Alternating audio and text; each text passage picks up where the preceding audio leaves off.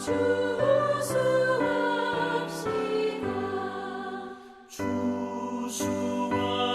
것 많은 때에 일꾼 매우 적으니 열심히 있는 일꾼들을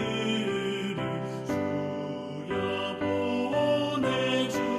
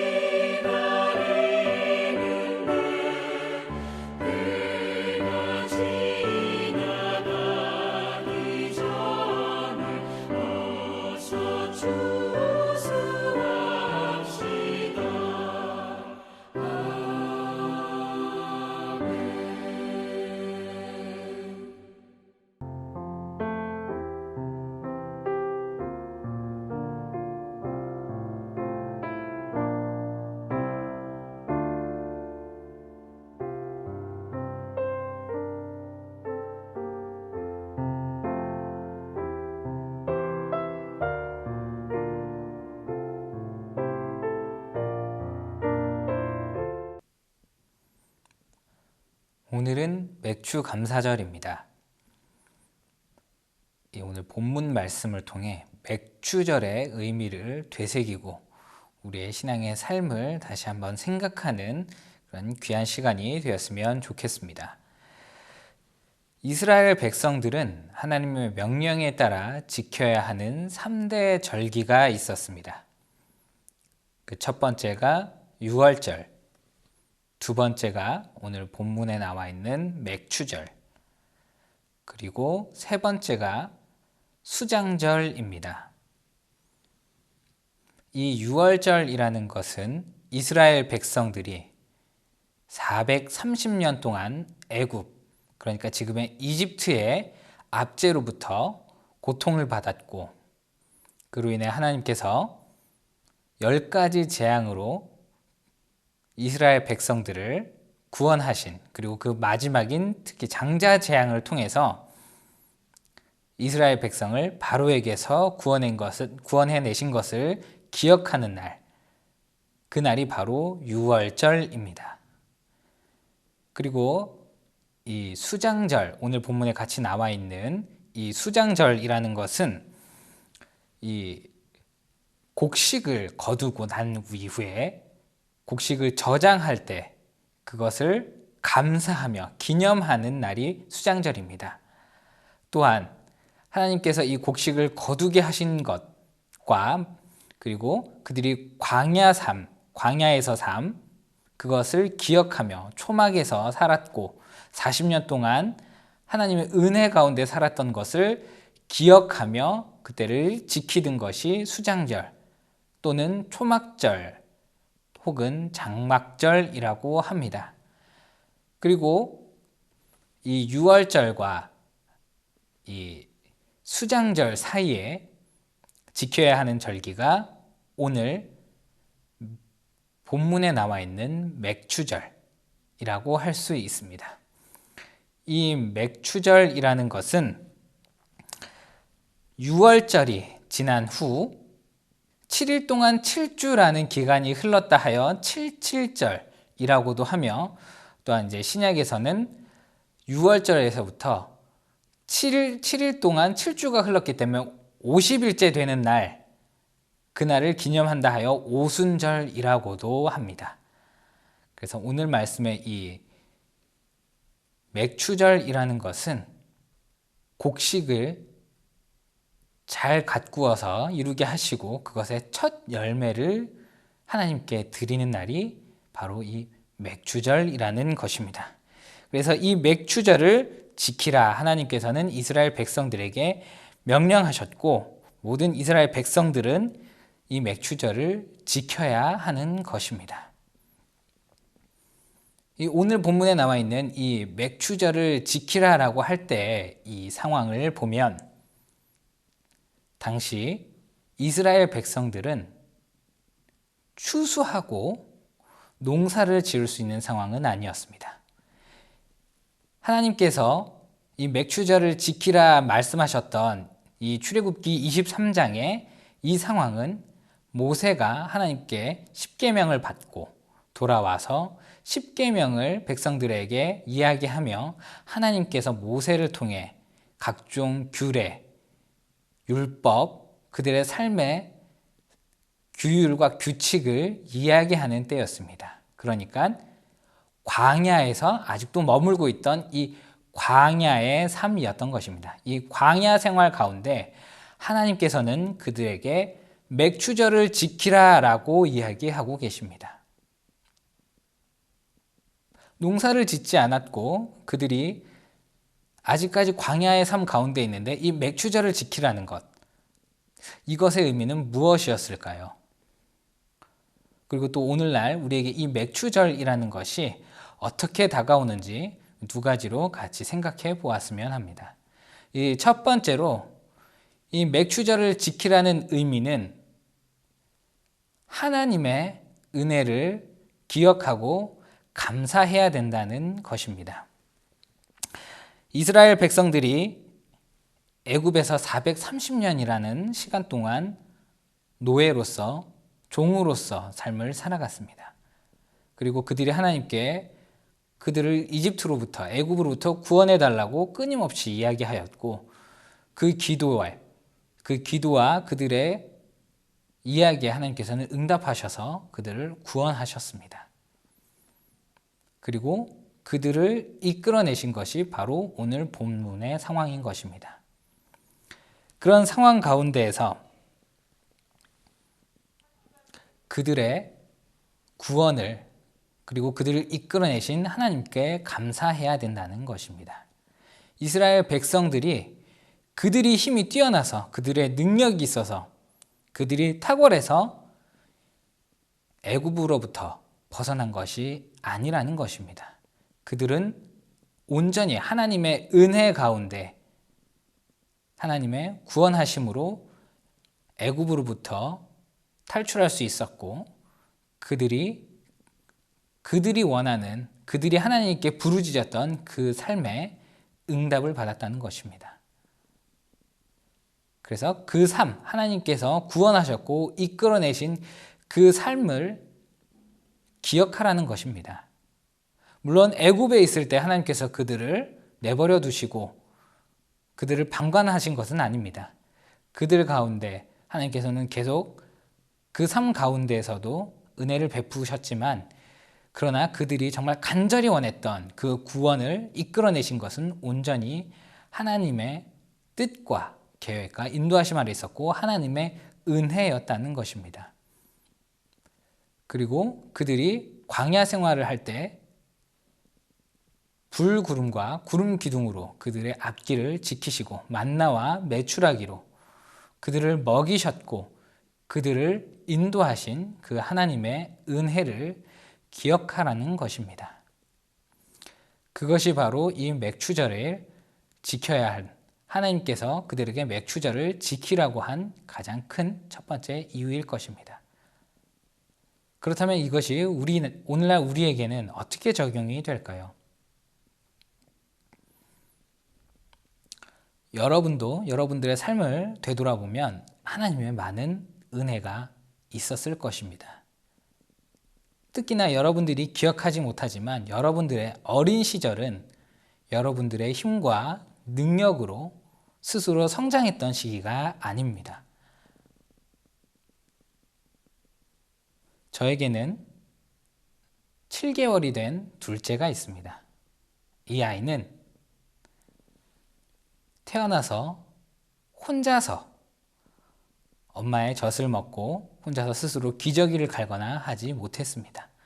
부모의 도움을 통하여 밥을 먹어야 했고 지금도 여전히 부모의 도움과 보살핌을 통해서 그가 자라고 성장하고 있습니다. 그러나 동물들은 태어나서 스스로 어미의 젖을 먹고 스스로 걷고 움직입니다. 그러나 우리 인간은 그런 삶을 살지 못하는 것입니다. 부모가 혹은 친척들이 주변에서 도와주지 않으면, 보살펴 주지 않으면 스스로 자라지 못하고 성장하지 못하고 아무것도 할 수 없는 존재가 바로 우리 사람이라는 것입니다. 여러분들도 기억하지 못하지만 여러분들의 그 어린 시절, 여러분들이 움직이고 여러분들이 스스로 의사표현을 하고 부모님께 소통하기 전까지는 온전히 부모님이 여러분들을 돌봐야 했고 보살펴야 했고 그리고 그 부모님들을 통해서 돌보고 입힘을 받고 먹을 것을 먹고 그렇게 살아간 것은 하나님의 은혜라는 것입니다. 그 외에도 여러분들이 살아오면서 많은 삶 가운데 하나님의 은혜가 있었을 것입니다. 우리가 다 기억하지는 못하지만 내 삶 가운데 어떤 부분은 하나님이 나를 도우셨구나, 하나님의 인도하심이 있었구나 라고 느끼는 때가 있을 것입니다. 우리가 그것을 기억하며 하나님께 감사를 드리는 것이 이 맥추절의 가장 큰 의미라는 것입니다. 그러면 이 맥추절의 두 번째 의미는 무엇일까요? 이 맥추절의 두 번째 의미는 앞으로 우리에게 베푸실 하나님의 약속에 대한 그 은혜, 그것을 기억하는 것이 이 맥추절의 두 번째 의미일 것입니다. 오늘 본문에는 맥추절을 지키라 이는 내가 수고하여 밭에 뿌린 것의 첫 열매를 거둠이니라 라고 말씀하고 있습니다.